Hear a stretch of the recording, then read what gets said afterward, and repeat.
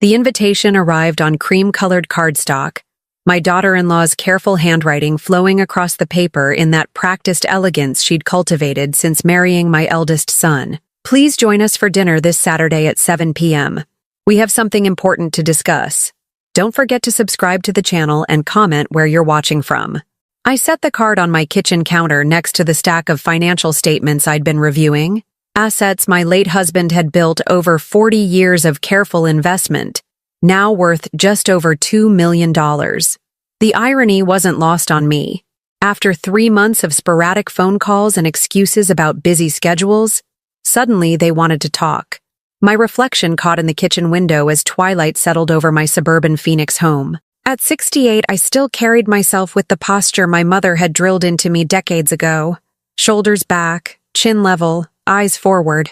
But something in my gaze had hardened over the past year, since George's funeral, since I'd begun to understand how my sons truly saw me. The house felt cavernous without George's presence.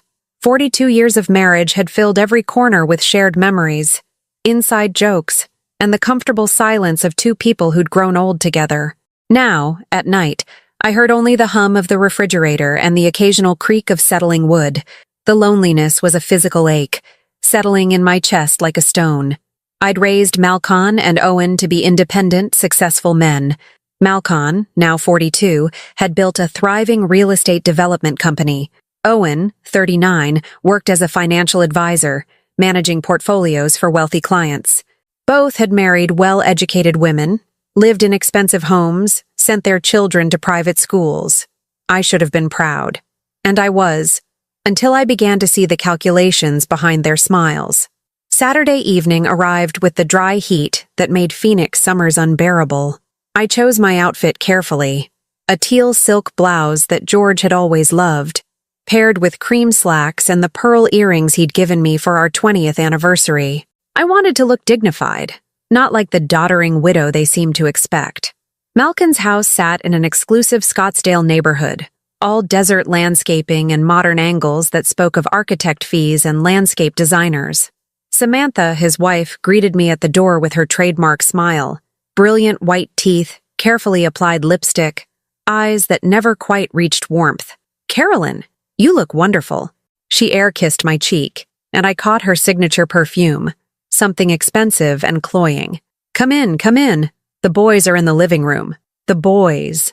At 42 and 39, my sons were still boys to their wives, still children who needed managing. I followed Samantha through the marble-floored entryway, past abstract paintings that probably cost more than most people's cars. Malcolm stood as I entered the living room, his embrace perfunctory, but performed for Samantha's benefit. He'd inherited George's height, but not his warmth. Where my husband had been genuinely kind, Malcolm had learned to simulate it. Owen rose from the leather sectional, his hug equally hollow. Iris, Owen's wife, offered her practiced smile from across the room. "Mom, you look great," Owen said, though his eyes were already moving past me, checking his phone, calculating something. We made small talk over wine, Samantha's latest charity committee, Iris's yoga instructor certification, the grandchildren's achievements at their respective private schools. I sipped my Chardonnay and nodded at appropriate intervals, but my attention was on the undercurrents, the glances between spouses, the way conversation steered carefully around certain topics. Dinner was served in the formal dining room, crystal and china arranged with Samantha's usual precision.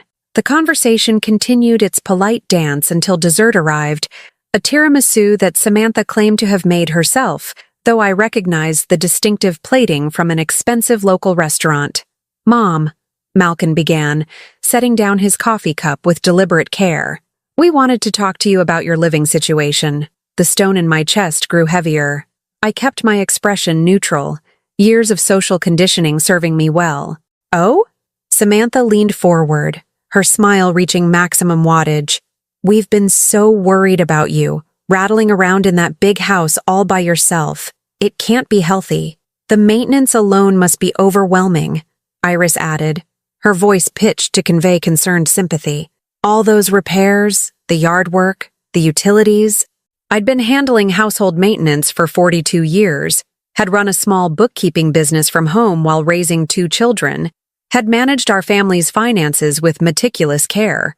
But suddenly, according to my daughters-in-law, I was incompetent. We found the perfect solution, Owen continued, reaching for a brochure that had been conveniently placed nearby. Sunset Gardens is a beautiful senior living community. They have all kinds of activities, bridge tournaments, book clubs, exercise classes. Samantha's eyes practically sparkled. You'll love the new senior home. It has bingo nights. I took the brochure, its glossy pages filled with stock photos of silver-haired models laughing over craft projects and playing shuffleboard. The prices were listed on the back page, $4,800 per month for a 1-bedroom apartment. Not coincidentally, almost exactly what my house would rent for.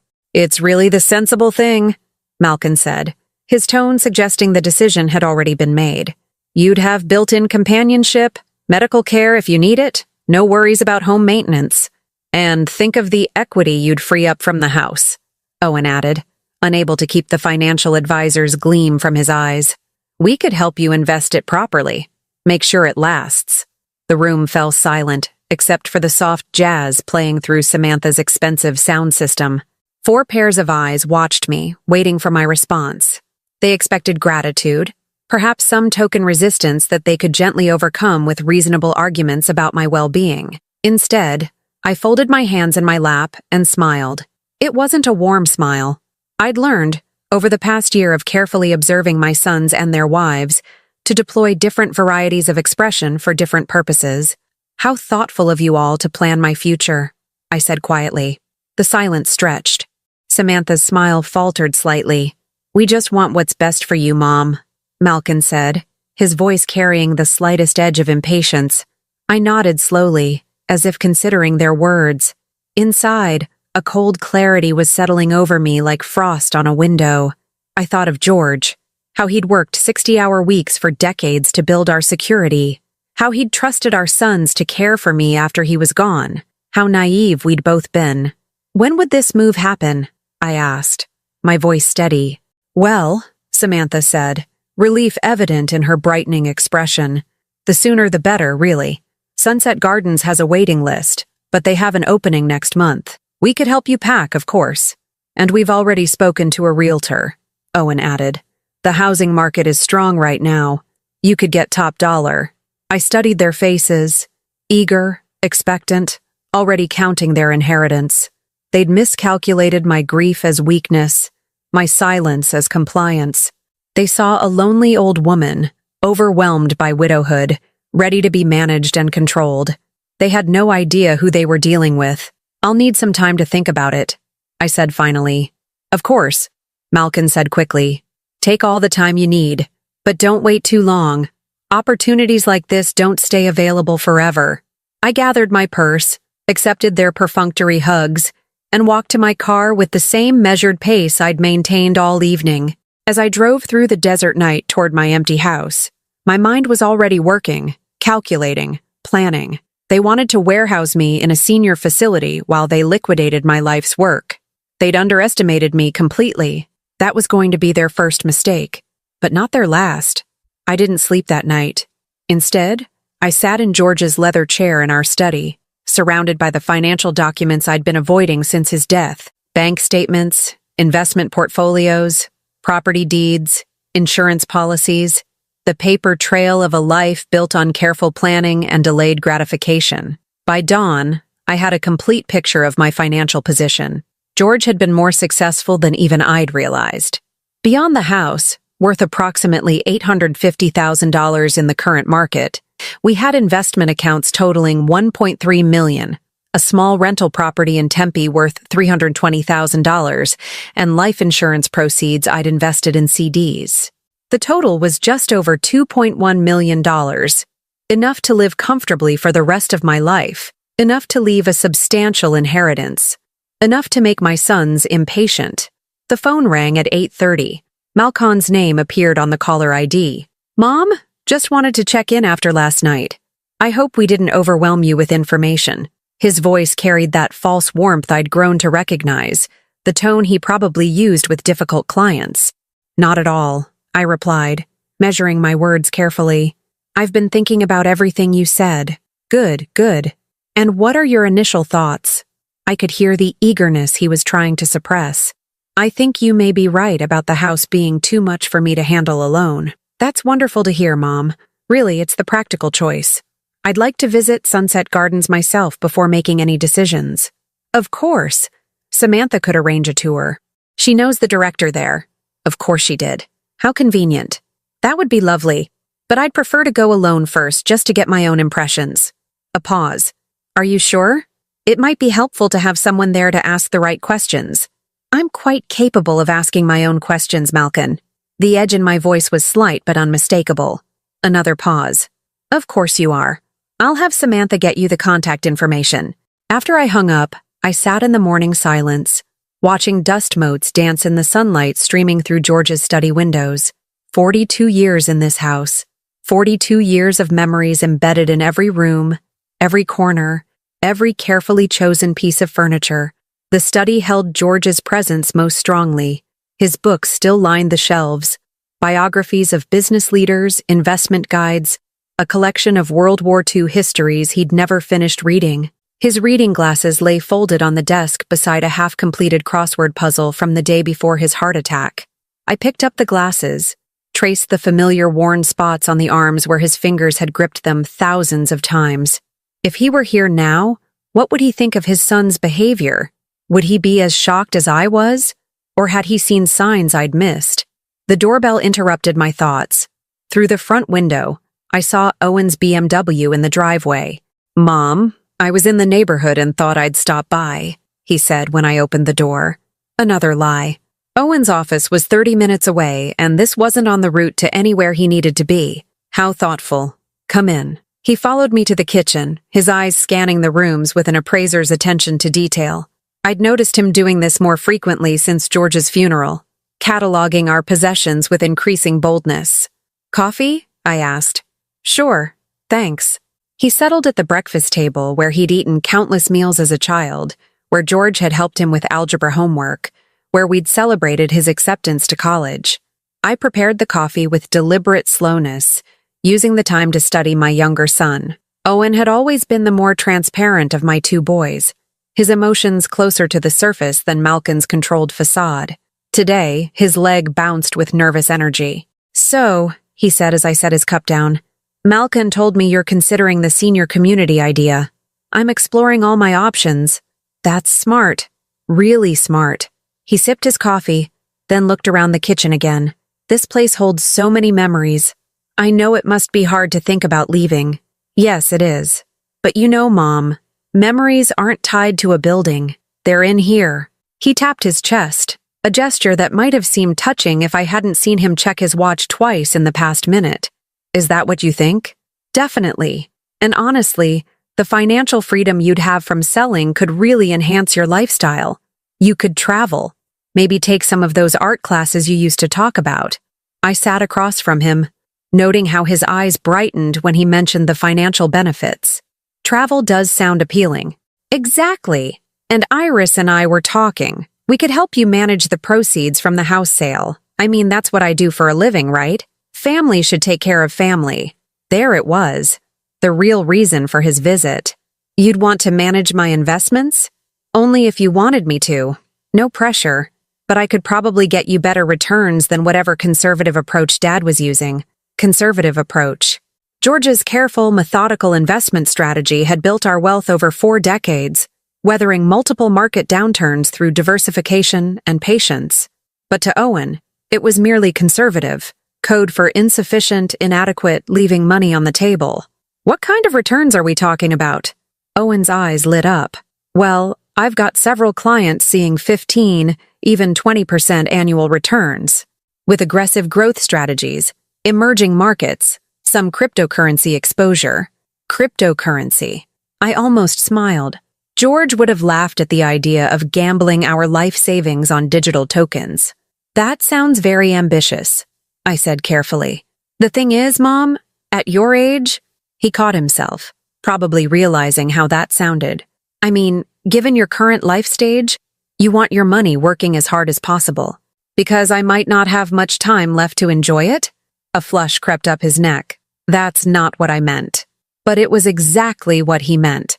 In Owen's calculations, I was a diminishing asset, a temporary inconvenience before my wealth transferred to the next generation. Better to take risks with my security, since he and Malcolm would ultimately benefit from any gains, and wouldn't suffer from any losses. I appreciate your offer, I said, but I'll need to think about it. Of course. No rush. But his disappointed expression suggested otherwise. After he left, I called Sunset Gardens and scheduled a tour for the following afternoon.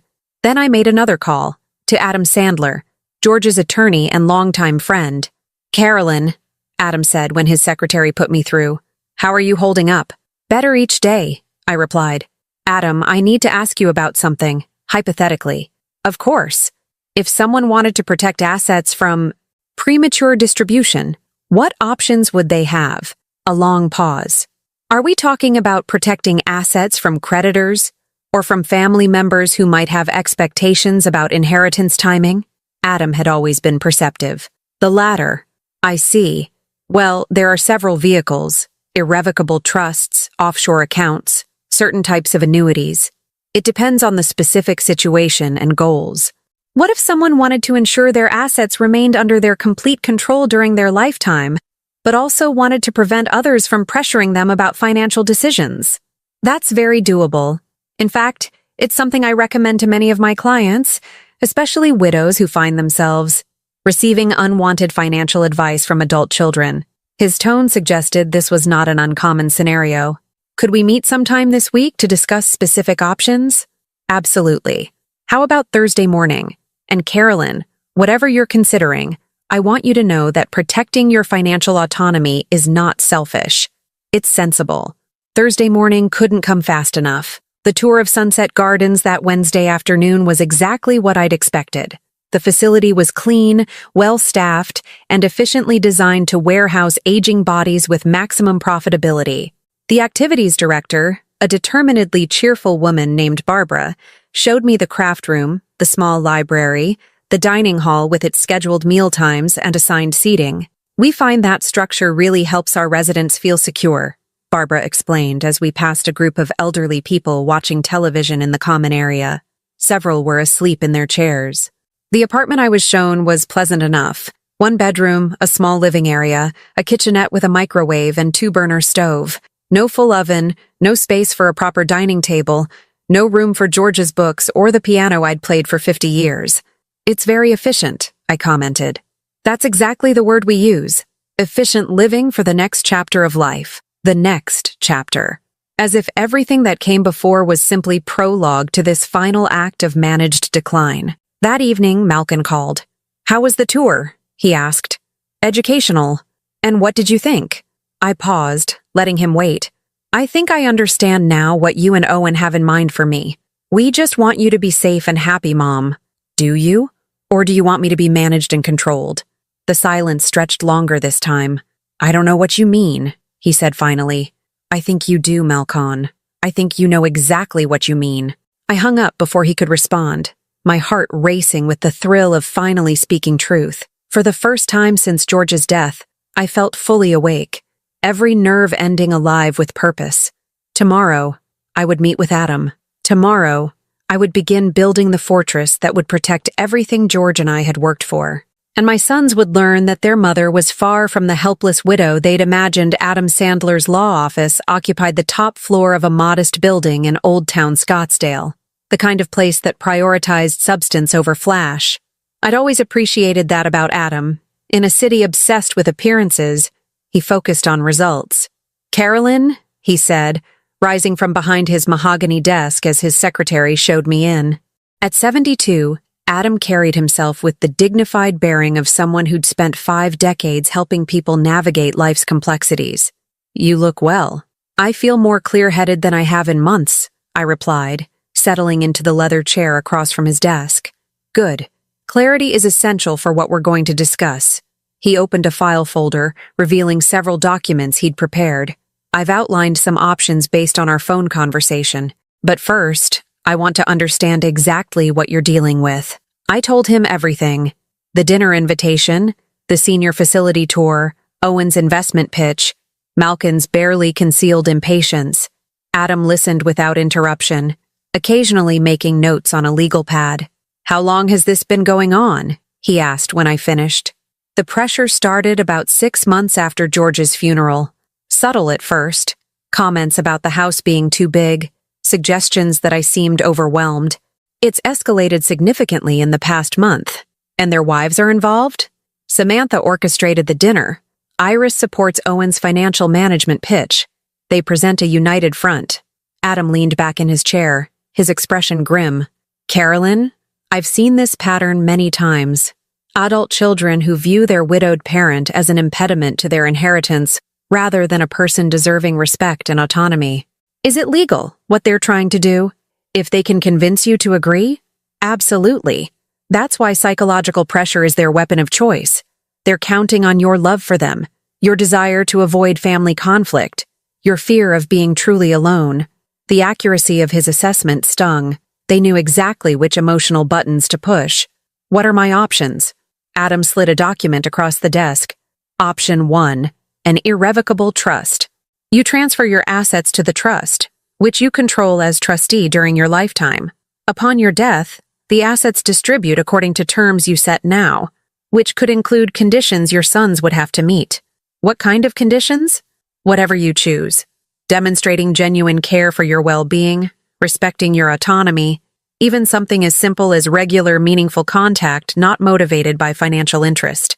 I studied the document, recognizing the power in its legal language. And if they don't meet these conditions, the assets could go to charities, other family members, or organizations of your choosing. The beauty of an irrevocable trust is that once it's established, no one can pressure you to change it, because legally, you can't. Option 2, a revocable trust combined with a comprehensive financial strategy that removes your assets from easy access while maintaining your control. We structure your finances so that pressuring you becomes pointless. The money isn't available for premature distribution under any circumstances. And option 3? Adam smiled, the expression carrying a hint of mischief. The nuclear option. You liquidate everything, move your assets offshore and disappear. Start fresh somewhere else, on your own terms. The nuclear option.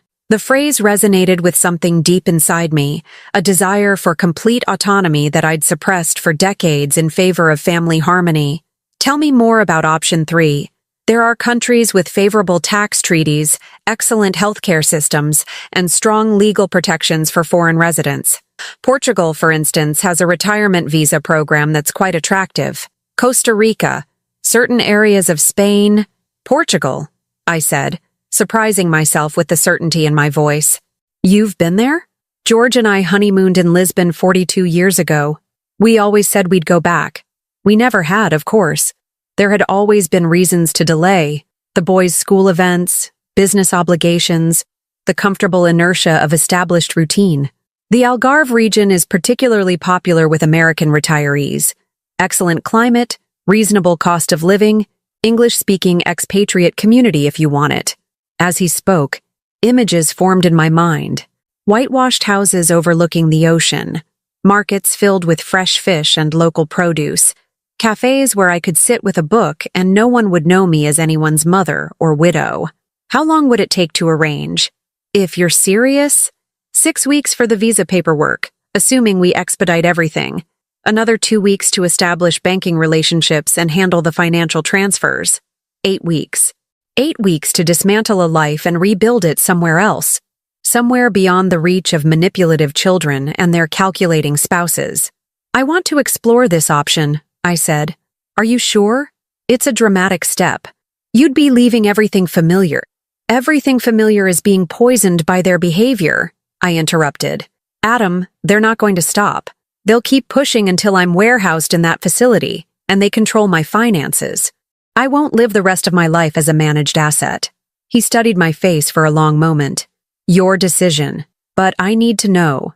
Is this revenge, or is this reclaiming your life? Can't it be both? His smile widened. In that case, let's discuss the details. For the next 2 hours, we planned my escape with military precision. Adam would establish a private trust based in the Bahamas. Completely legal, but effectively untouchable by anyone except me. My assets would be liquidated systematically, converted to international investments, and transferred in amounts that wouldn't trigger reporting requirements. The house will take longest to sell, Adam noted, unless you're willing to accept a quick sale price. I'm not in a hurry. I want them to think I'm considering their suggestions while we prepare everything. How will you handle their pressure in the meantime? Let me worry about that. That evening, Samantha called. Carolyn, I hope you don't mind me reaching out directly. Malcolm mentioned your tour of Sunset Gardens went well. It was informative. Wonderful. I was thinking, would you like me to arrange a second visit? Maybe we could go together this time and I could introduce you to some of the residents. They're such lovely people. Such lovely people. Warehoused, managed, their independent lives reduced to scheduled activities and supervised socialization. That's very thoughtful, Samantha. But I'm still processing everything. Of course. These decisions take time, but I do hope you won't wait too long. I'd hate for you to miss this opportunity. After I hung up, I poured myself a glass of the expensive wine George had been saving for a special occasion that never came. I sat in his chair, surrounded by his books, and began making my own list. Items to sell discreetly. The good jewelry, George's watch collection, the silver service we'd received as wedding gifts and used perhaps a dozen times in 42 years.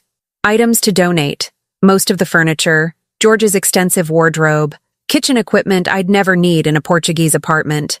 Items to take, my grandmother's china, George's favorite photographs, the photo albums documenting our life together, a handful of books that held special meaning, items to leave behind, everything else, including the illusions I'd harbored about my son's character.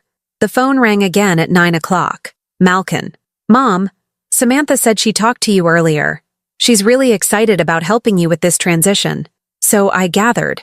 I know it's a big decision, but we really think this is the right move. And honestly, the sooner you sell the house, the better. The market's starting to show signs of softening. Even now, he couldn't resist the pressure tactics. Malcolm, I've been thinking about what you said the other night. About Sunset Gardens? About family taking care of family. His voice brightened. Exactly. That's what this is all about. I agree completely. Family should take care of family. The question is, which family members have actually been doing that? Silence. I'm not sure what you mean, Mom. When did you last visit me without wanting something? When did you last call just to talk? When did you last show interest in my well-being that wasn't connected to my housing situation or my finances? That's not fair. We've been busy, but that doesn't mean we don't care. Busy for 8 months? Too busy to check on your widowed mother except when you need to discuss my living arrangements? Mom, you're being unreasonable. Unreasonable. The word men used when women refuse to be compliant. Perhaps I am, I said quietly. Perhaps I'm finally being unreasonable after being reasonable for 68 years. I hung up before he could respond. In the silence that followed, I felt something shift inside me, a loosening of bonds I hadn't realized had grown so tight. For decades, I'd prioritized harmony over honesty, peace over truth. I'd swallowed small hurts to avoid larger conflicts, accepted disrespect disguised as concern. No more. I walked to George's desk and pulled out the travel magazines he'd collected over the years, the ones filled with pictures of places we'd planned to visit someday. Portugal featured prominently. Sun-drenched coastlines, ancient cities, peaceful villages where life moved at a gentler pace. Someday had arrived. But first, I had a performance to deliver. The performance began the next morning with a phone call to Malcolm. I've been thinking about our conversation last night, I said, injecting just the right note of uncertainty into my voice. Perhaps I was being defensive. Mom, I understand this is overwhelming. It is. Everything feels so complicated without your father. I think I may need more help than I've been willing to admit. The relief in his voice was audible. That's completely natural. Dad handled so much that you probably didn't even realize. George had handled the lawn care and car maintenance. I'd managed everything else. The investments, the taxes, the household finances, the social calendar, the family logistics. But I let Malcolm believe his narrative. Would you and Owen be available to meet this weekend? I'd like to discuss the practical aspects of making some changes. Absolutely. Saturday afternoon?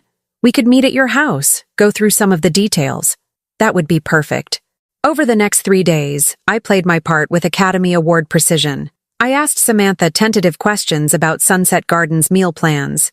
I mentioned to Iris how overwhelming the house maintenance had become. I even called Owen to inquire about his investment strategies, letting him explain complex financial concepts as if I'd never heard of compound interest.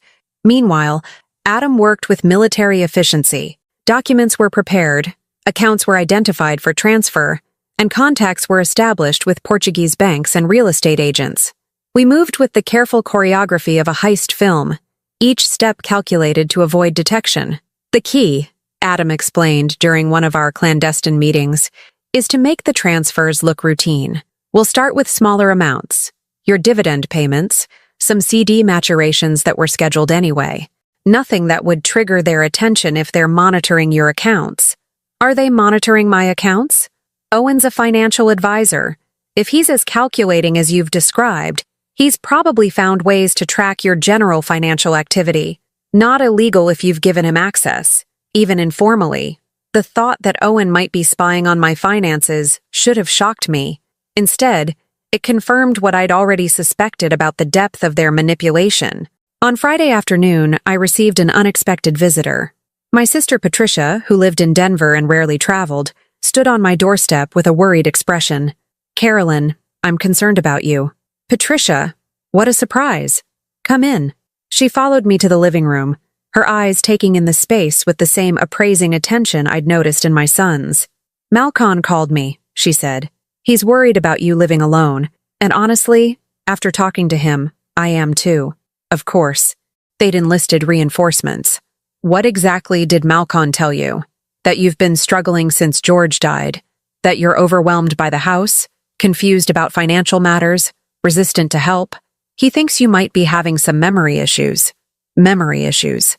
The classic accusation used to undermine elderly women who refuse to be compliant. "And what do you think, Patricia?" She studied my face carefully. "You seem fine to me. Maybe a little thinner, but that's normal after losing a spouse. Your conversation is perfectly clear. Then why are you here?" Because Malcolm was very convincing. He painted a picture of a sister who was declining rapidly and too proud to admit it. He said you'd been making irrational decisions, talking about selling the house and moving somewhere ridiculous. Ridiculous? He mentioned Portugal. "Carolyn, you don't speak Portuguese. You've never lived anywhere but Arizona and California. It would be completely impractical." I poured us both tea, using the time to consider my response. Patricia meant well, but she'd always been susceptible to male authority, always more willing to believe my sons than to trust her own observations. "What if it's not impractical?" I asked. "What if it's exactly what I need? But why so far away? Why not somewhere closer, where family can help if you need it?" "Because family isn't helping, Patricia. Family is trying to control." She set down her teacup with a sharp clink. "That's not fair. Your sons are successful men who want to take care of their mother. My sons are successful men who want to manage their inheritance while I'm still alive to facilitate the process." "Carolyn, how can you say such a thing?" "Because it's true. They don't call unless they want something. They don't visit unless they have an agenda. They've spent 8 months trying to convince me I'm incompetent so they can justify taking control of my finances." Patricia's face flushed. "You're being paranoid." "Am I? When did Owen last call you just to chat? When did Malcolm last visit without discussing your living situation or your finances?" "That's different. I'm not widowed. I don't need—" "Exactly. You don't need managing, so they don't bother with you either." The truth hit her like a physical blow. I could see it in her eyes. The recognition that her nephew's attention to me wasn't born of love, but of financial interest. "What are you going to do?" she asked quietly. "I'm going to live my life on my own terms, for however many years I have left. And if you're making a mistake, then it's my mistake to make." After Patricia left, confused, worried but unable to argue with my logic, I called Adam. "How are the preparations coming?" "Better than expected. The trust is established. The Portuguese visa application is in process. and I've identified a property management company that specializes in American expatriates. You could be settled in Lisbon within 6 weeks if you decide to move forward. I've decided. Do it. Carolyn, are you absolutely certain? Once we start the major asset transfers, there's no going back without significant complications. Adam, I've spent the last 3 days pretending to be the confused, helpless widow my sons want me to be. I'm tired of performing weakness to spare their feelings. Start the transfers. Saturday afternoon arrived gray and overcast, unusual for Phoenix in October.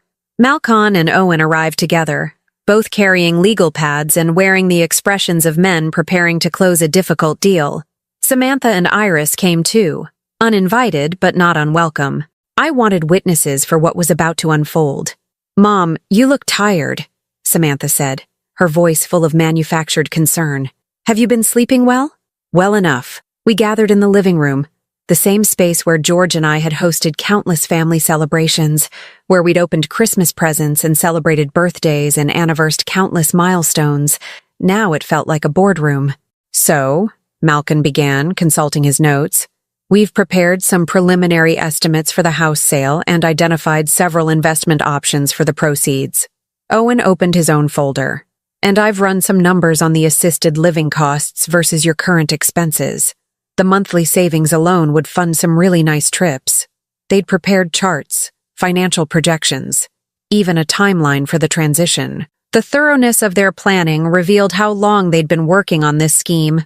This is very impressive, I said, accepting their documents with apparent gratitude. You've obviously put a lot of thought into my future. We just want what's best for you, Mom, Malcolm said.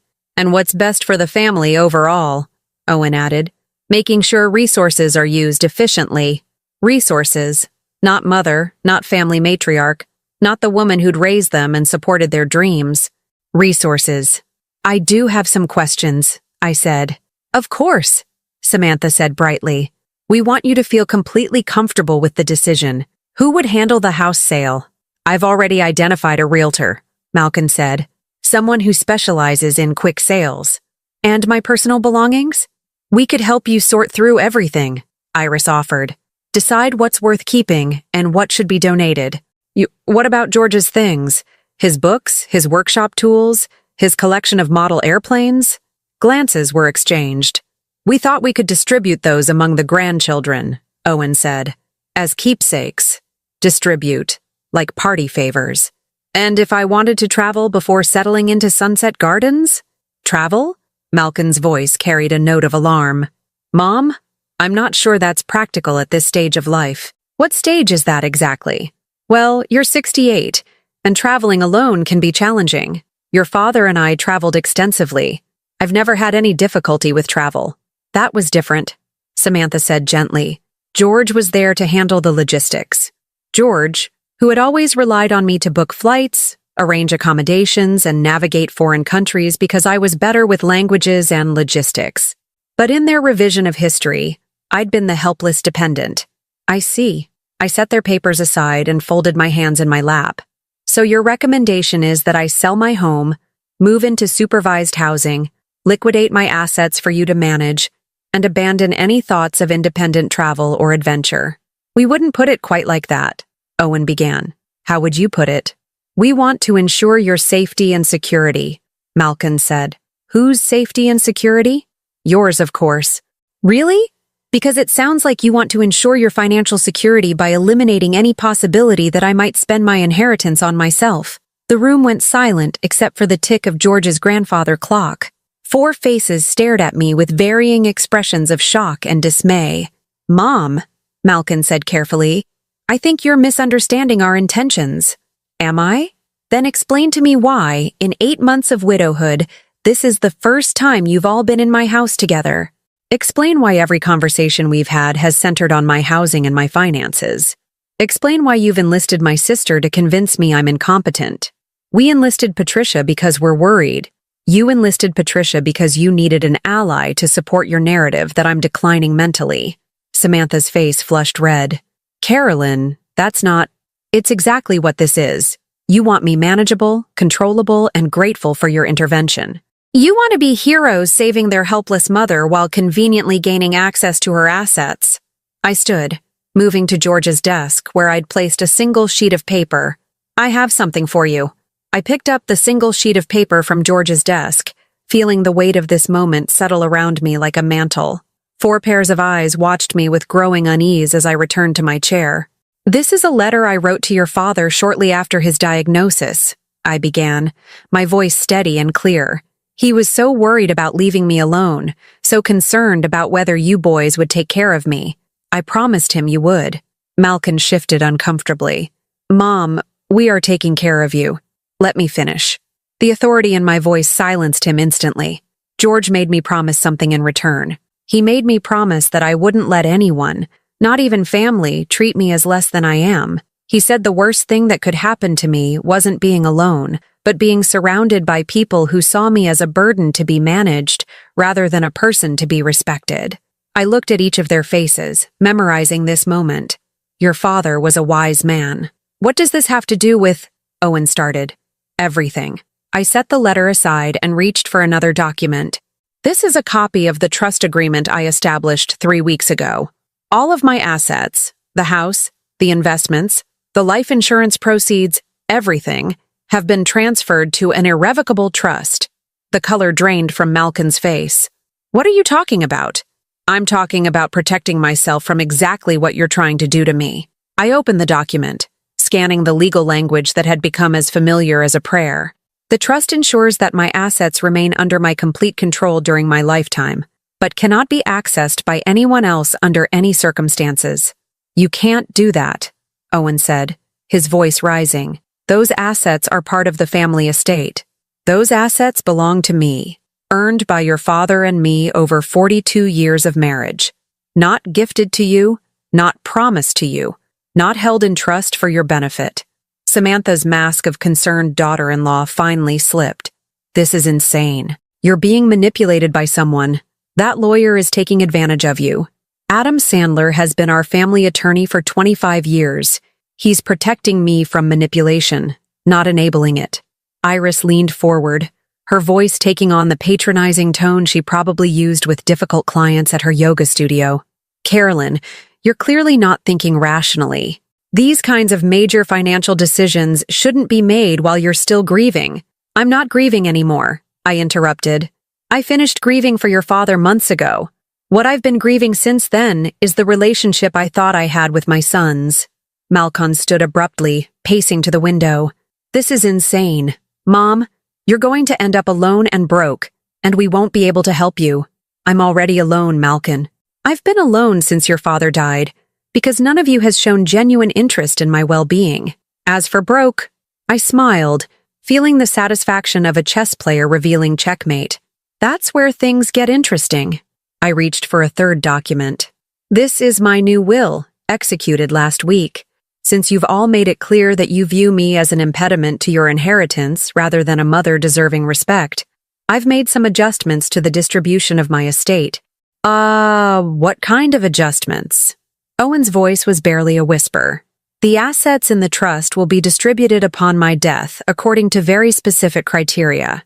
Recipients must demonstrate genuine care for my well-being through regular, meaningful contact. They must respect my autonomy and decisions. And they must treat me as a person, not as a financial resource to be managed. That's subjective, Malkin said desperately. How would anyone determine? The trust has an independent executor, someone who's observed your behavior toward me over the past year, someone who can objectively evaluate whether you've met the criteria. The silence stretched as the implications sank in. They had pushed and manipulated and calculated, certain they could pressure me into compliance. They had never considered that their behavior was being documented, evaluated, judged. Who's the executor? Samantha asked. Someone who's watched you dismiss my capabilities, pressure me into decisions, and treat me like a problem to be solved rather than a person to be cherished. I stood and walked to the mantelpiece, where George's photograph smiled down at the wreckage of what had once been a family gathering. But here's the most interesting part, I continued. The trust doesn't just protect my assets from your manipulation. It protects me from having to endure any more of your false concern. What do you mean? Iris asked. I turned back to face them, feeling lighter than I had in months. I mean that as of next Tuesday, I'll be beyond your reach entirely. Are you moving to Sunset Gardens after all? Malcolm asked hopefully. No, Malcolm. I'm moving to Portugal. The words hung in the air like a detonation. 4 faces stared at me with identical expressions of shock and disbelief. Portugal? Owen repeated. The Algarve region specifically. I've purchased a small villa overlooking the ocean. The same ocean your father and I walked beside during our honeymoon 42 years ago. You can't just move to Portugal, Samantha sputtered. You don't speak the language? You don't know anyone there? I speak enough Portuguese to get by, and I'll learn more. As for knowing people, I'll meet them, the way people have been meeting each other for centuries. It's amazing what you can accomplish when you're not being treated like an incompetent child. Malcolm's face had gone from pale to red. This is revenge. You're doing this to punish us. No, Malcolm. I'm doing this to save myself. The punishment is entirely of your own making. Save yourself from what? Owen demanded. From spending my remaining years being managed by people who see me as a burden. From being warehoused in a facility while you liquidate my life's work. From pretending gratitude for your intervention while you systematically strip away my dignity and autonomy. I moved to the window, looking out at the desert landscape I'd called home for 4 decades. I realized something these past few weeks. Your father didn't leave me alone. He left me free to make my own choices, pursue my own dreams, live my own life. But you couldn't allow that, could you? You needed me controllable, manageable, grateful. We wanted to help, Iris said weakly. No, you wanted to help yourselves. To the house, to the assets, to the peace of mind that comes from having your inheritance secured and your mother safely contained. I walked to George's desk and picked up a manila envelope. These are copies of all the legal documents, along with contact information for Adam Sandler. You're welcome to contest the trust, though I should warn you, irrevocable means irrevocable. The assets are beyond your reach regardless of what happens to me. When? Malcolm asked, his voice hollow.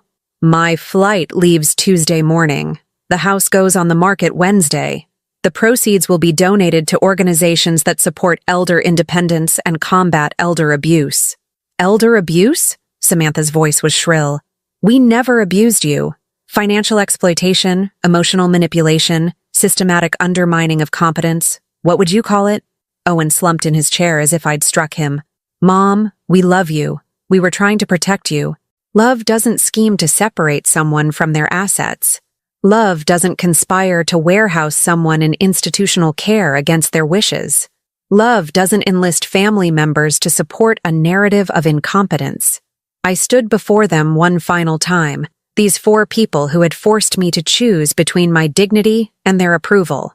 I choose dignity. The room erupted in protests, pleas, accusations. Malcolm demanded I reconsider. Owen threatened legal action. Samantha accused me of being vindictive. Iris predicted I would die alone and regretful. I listened to it all with the detached calm of someone who had already departed emotionally. Their words couldn't touch me anymore because I no longer needed their approval or feared their disapproval. I have packing to finish, I said when their voices finally faded. Adam has your contact information if you need anything else. One by one, they left. No hugs, no tears, no promises to visit me in Portugal. Their departure confirmed what I'd known for months. Their concern had never been for me, only for what I represented to their financial future. After the door closed behind them, I walked through the quiet house one final time. In the study, I packed George's favorite photographs and the letter he'd written me just before his death, the one where he'd made me promise to live fully in whatever time remained. Don't let them make you small, Carolyn, he'd written. You're stronger than you know, braver than you believe, and more deserving of love than they'll ever understand. If they can't see that, find people who can. Tuesday morning came bright and clear. I stood in my empty living room with 2 suitcases and a carry-on bag. Everything I needed for my new life reduced to essentials. The rest, furniture, dishes, decorations, would be handled by the estate sale company. The taxi arrived precisely on time. As we pulled away from the house where I'd spent half my life, I didn't look back. Some chapters ended not with resolution, but with liberation. At the airport, I bought a postcard showing the Phoenix skyline at sunset. I wrote carefully, my handwriting steady despite my excitement. The food here is better, even the nights. I didn't sign it. I didn't need to. They would know. As my flight lifted off, carrying me toward an ocean I'd dreamed of returning to for 4 decades, I felt George's presence beside me, not as grief, but as approval. I was finally living up to the promise I'd made him, the promise to never let anyone make me smaller than I was. Below, the desert spread endlessly, beautiful and harsh and unforgiving to those who underestimated its power, just like me.